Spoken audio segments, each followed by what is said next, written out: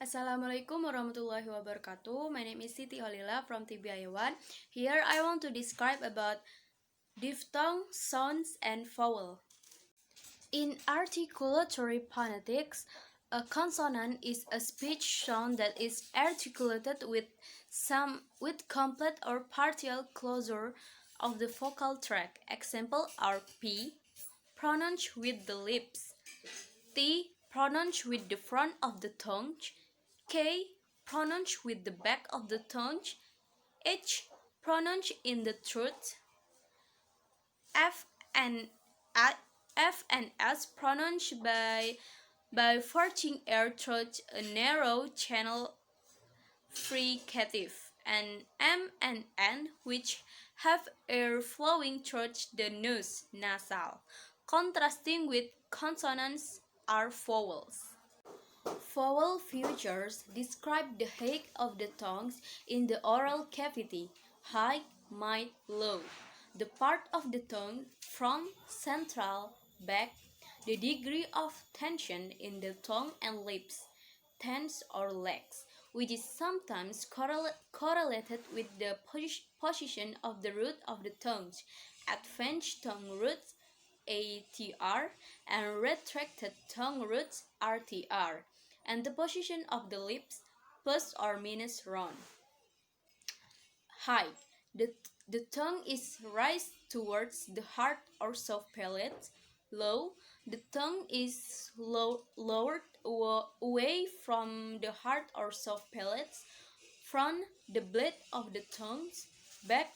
The body of the tongue or dorsum. Other features of vowels in standard American English include nasal, vowels that precede nasal consonants, for example, sin; the voice, vowels found flanked by voiceless obstruents, for example, top, top, top; long, vowel that precede voice phonemes are slightly lengthened in contrast to those that precede voiceless sounds. For example, sit, sit, and sit; sit and sit, sit, sit and sit. Diphthong. Diphthong comes from the Greek word diphthongs. It literally means having two sounds. More specifically, diphthongs deal with vowels. Every vowel has its own short sound and long vowel sound. However, diphthongs come into play whenever a vowel makes a new and different sound, usually because it's working in conjunction with another vowel. One of the best diphthong example is the word oil. Here we have two vowels working side by side and together.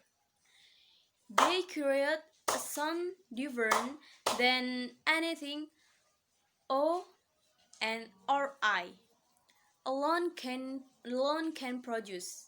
And that's just scratching the surface. Let's take a closer look.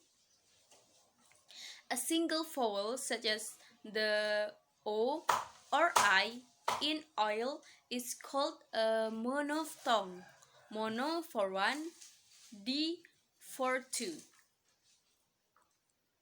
An example of a monophthong is the O in hop, hop, hop, hop. But when we move from one vowel sound to another, such as the I in oil, it's called gliding. As such, diphthongs are sometimes referred to as gliding vowels. For example, New York's adopted a diphthong that features an ow sound.